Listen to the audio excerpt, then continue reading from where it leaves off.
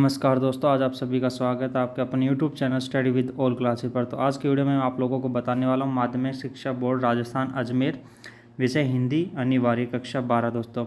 यानी कि आज की वीडियो में हम बात करेंगे मॉडल प्रश्न पत्र हिंदी की कक्षा 12 के लिए, जो कि आपका कल हाल ही में होने वाला है दोस्तों। यानी कि अब हाल ही में आपका एग्ज़ाम होने वाला है। कल आपका एग्ज़ाम रहेगा हिंदी अनिवार्य का 8 अप्रैल को दोस्तों। तो उसके लिए हम महत्वपूर्ण प्रश्नों की बात करेंगे। सबसे पहला जो क्वेश्चन होगा वो क्या होगा दोस्तों, और किस प्रकार आपकी परीक्षा में पूछा जाएगा, चलिए सबसे पहले वो देखते हैं। सबसे पहला जो क्वेश्चन आपका होगा यहाँ पर देखिए, बहुविकल्पीय प्रश्न आपसे यहाँ पर पूछे जाएंगे। बहुविकल्पीय प्रश्न क्या करना है कि अपठित गद्यांश को आपको ध्यानपूर्वक पढ़ना है। ये आपको यहाँ पर एक गद्यांश दिया गया है, इसको आपको अच्छे से पढ़ना। अगर आप इस गद्यांश को अच्छे से पढ़ पाते तो ये आपको पूर्ण अंक मिलेंगे। और अगर अभी तक आपने हमारे यूट्यूब चैनल को सब्सक्राइब नहीं किया तो जल्दी से सब्सक्राइब कर दीजिए, बेल आइकन को प्रेस कर दीजिए, ताकि जैसे ही और वीडियोस डालें तो सबसे पहले नोटिफिकेशन आप लोगों को मिले और आप उसका फ़ायदा उठा सकें। अब बात करते हैं कि कौन कौन से क्वेश्चन इसमें पूछे जाएंगे। पहला क्वेश्चन इसमें क्या पूछा जाएगा, उपयुक्त गद्यांश का उचित शीर्षक आपको लिखना है। सेकंड में आपसे पूछा जाएगा कि निम्न में से किस काव्य की अभी तक कोई प्रतिलिपि समाप्त नहीं हुई है। थर्ड में पूछा जाएगा निम्न में से कौन सा काव्य ऋतिक काल के आधार पर लिखा गया। रामचंद्रिका का काव्य की कवि कौन है। निम्न में से कौन सा काव्य संवाद के रूप में लिखा गया है। निम्न में से राम भक्ति के कवि नहीं, आपको बताना राम भक्ति के कवि नहीं है वो बताने। इन सभी के लिए आपको एक एक नंबर मिलेगा। 4 ऑप्शन आपको हर प्रत्येक क्वेश्चन में दिए जाएंगे, ए, ब और सह करके, सह द करके दोस्तों। चार ऑप्शन मिलेंगे। कोई एक ऑप्शन होगा जो आपकी परीक्षा जो आपका सही होगा वो उसको अपनी उत्तर पुस्तिका में आपको लिखना है। अब आगे बात करते हैं सेकंड क्वेश्चन की। सेकंड क्वेश्चन में क्या पूछा गया है कि आपको एक और गद्यांश दिया गया है। अपठित गद्यांश को ध्यानपूर्वक पढ़कर नीचे दिए गए प्रश्नों के उत्तर दीजिए। ये अपठित गद्यांश आपको यहाँ पर दिया गया है, इसको पढ़कर आपको इन प्रश्नों के उत्तर देने हैं। इसी 7वां क्वेश्चन आपसे पूछा गया है कि राम की माता उन्हें क्या कहती थी। 8वां क्वेश्चन राम की शक्ति पूजा में कमल पुष्प कौन चुरा लेते थे।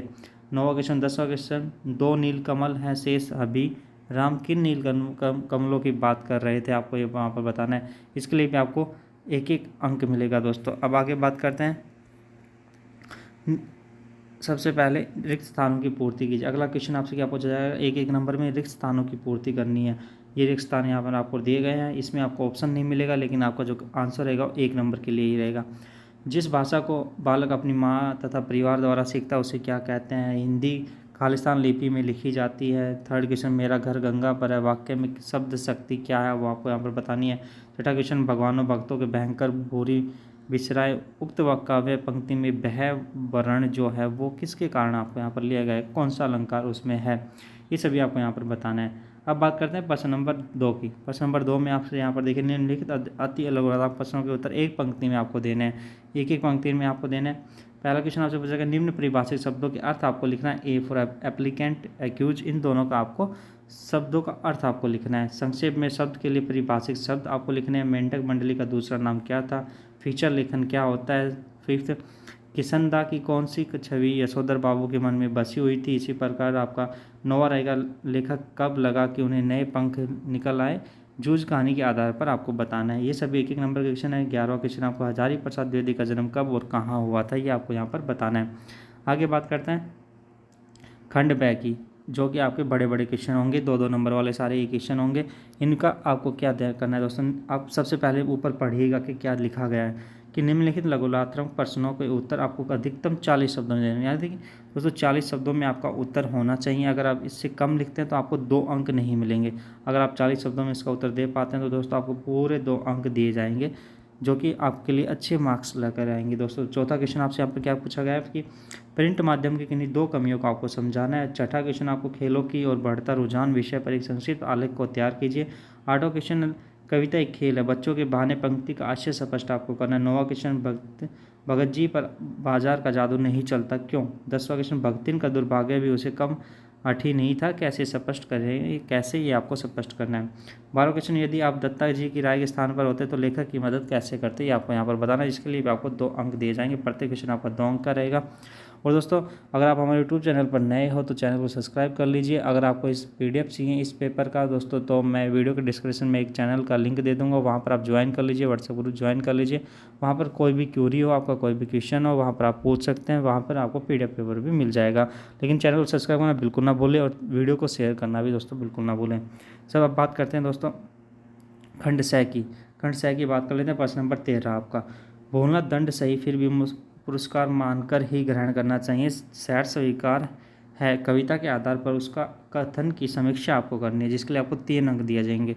यानी जो सेक्शन सी होगा, खंड सह होगा, वो सभी क्वेश्चन जो होंगे आपके दोस्तों 3-3 नंबर के क्वेश्चन होंगे। और इसमें क्या पूछा गया है कि आपसे क्या बोला गया कि निम्नलिखित दीर्घ उत्तरीय प्रश्नों के उत्तर लगभग 250 शब्दों में आपको देना है। कितने शब्दों में दोस्तों? 250 शब्दों में, कम से कम 250 शब्दों में आपको उत्तर देना है।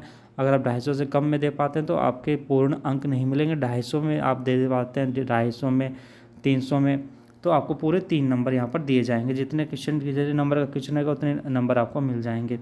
अब बात करते हैं इसके अथवा में आपसे क्वेश्चन पूछा जाएगा। अथवा में क्या पूछा गया कि फिराक गोरखपुरी की रुबाइयों की भाषा एवं प्रसंग सूरदास के वात्सल्य वर्णन की सादगी की याद दिलाता है, उदाहरण सहित स्पष्ट करना है। उदाहरण जिसमें पूछा गया उसका दोस्तों उदाहरण भी आपको देना है।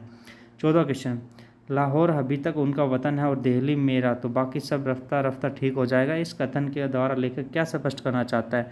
तर्क सही उत्तर आपको देना है।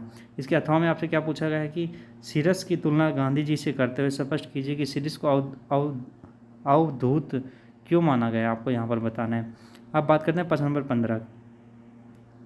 प्रश्न नंबर 15 में आपसे क्या पूछा गया कि सिल्वर वेडिंग पीढ़ी के वैचारिक अंतराल की कहानी, उदाहरण सहित आपको स्पष्ट करनी है। अथवा में आपसे क्या पूछा गया कि एक गुरु किस प्रकार एक विद्यार्थी के जीवन को नई दिशा दे सकता है, झूठ पाठ के आधार पर, उदाहरण सहित आपको स्पष्ट करना है। प्रश्न नंबर 16 में आपसे क्या पूछा गया कि शमशेर बहादुर सिंह का कवि परिचय आपको लिखना है। अथवा में आपसे पूछा गया कि वह महादेवी वर्मा का लेखक परिचय आपको यहाँ पर लिखना है। दोस्तों ये जो लेखक परिचय जो आपको यहाँ पर पूछे जाता है, कवि परिचय जो आपसे पूछा जाता है दोस्तों, ये जो क्वेश्चन होता है ये हर बार आपकी परीक्षा में सेम रहता है।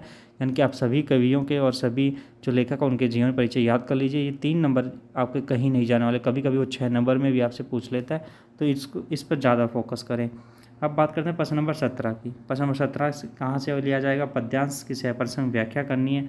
यहाँ पर आपको एक पद्यांश दिया गया है, इसके सह प्रसंग व्याख्या करनी है, जिसके लिए आपको 2+4 यानी कि 2 पार्ट में आपको ये प्रश्न डिवाइड किया गया है। 2 एक आप स्टार्टिंग में लिखोगे, उसके लिए 2 फिर 4 यानी टोटल 6 नंबर का आपका क्वेश्चन रहेगा। ये जो 6 नंबर हैं वो आपके फोकट के मिल जाएंगे, आप आसानी से 6 नंबर प्राप्त कर सकते हैं। अथवा में भी आपसे एक सह प्रसंग व्याख्या पूछी जाएगी, उसका आपको उत्तर देना है। यहाँ पर देखिए अब बात करते हैं प्रश्न नंबर 18 की। प्रश्न नंबर 18 में आपसे क्या पूछा गया है कि निम्नलिखित गद्यांश की सह प्रसंग व्याख्या करनी है। आपको गद्यांश की सह प्रसंग व्याख्या करनी है, इसके लिए आपको 6 अंक दिए जाएंगे। अथवा में आपसे क्या, अथवा में भी आपसे एक सह प्रसंग गद्यांश आपसे पूछा जाएगा, इसकी भी आपको सह प्रसंग व्याख्या करनी है। अब बात करते हैं प्रश्न नंबर 19 की, 19 और 20 की। दोस्तों 19वां क्वेश्चन आपका रहेगा, अपने विद्यालय के लिए आवश्यक परीक्षा सामग्री हेतु निविदा तैयार कीजिए। आपको एक निविदा तैयार करनी है, जिसके लिए आपको 4 अंक मिलेगा। अथवा में आपसे क्या पूछा जाएगा? सचिव मास्टर शिक्षा बोर्ड राजस्थान अजमेर की ओर से रीट भर्ती परीक्षा की तिथि में परिवर्तन की विज्ञप्ति आपको तैयार करनी है। यहाँ पर आपके 19 क्वेश्चन स्टार्ट खत्म हो जाते हैं। 20वां क्वेश्चन आपका 5 नंबर के लिए। दोस्तों शब्द सीमा आपको यहाँ पर दी गई है 300 यानी 300 शब्दों में कम से कम आपको लिखना है, जिसके लिए आपको पूरे 5 अंक दिए जाएंगे। और इसमें लिखना क्या है? एक विषय पर आपको निबंध लिखना है। 4 आपको यहाँ पर ऑप्शन दिए गए, किसी एक पर आपको लिखना है। वैश्विक महामारी के दौर में ऑनलाइन का शिक्षण आप उसके ऊपर लिख सकते हैं। राजस्थान की सतरंगी संस्कृति के बारे में आप लिख सकते हैं। महिला सशक्तिकरण के बारे में लिख सकते हैं। पेट्रोल एवं डीजल की बढ़ती कीमतों के बारे में आप लिख सकते हैं, जिसके लिए आपको टोटल 5 अंक दिए जाएंगे। तो यहाँ पर आपका ये पेपर खत्म हो जाता है। दोस्तों मैं आशा करता हूँ आप सभी को हमारी वीडियो अच्छी लगेगी। वीडियो को लाइक कीजिए, चैनल को सब्सक्राइब कीजिए और जितना हो सके वीडियो को शेयर कीजिए। और दोस्तों किसी भी प्रकार की कोई भी समस्या तो आप हमें बता सकते हैं, मैं आपको पूर्ण रूप से आपको सब कुछ बता दूंगा। दोस्तों PDF चाहिए तो PDF भी आप लोगों को मिल जाएगी। सभी दोस्तों का धन्यवाद। बने रहे अपने YouTube channel study with all classes पर। एक बार प्लेलिस्ट जरूर चेक करें, वहाँ पर आपको और भी बहुत सारे क्वेश्चन पेपर मिल जाएंगे। सभी दोस्तों का धन्यवाद।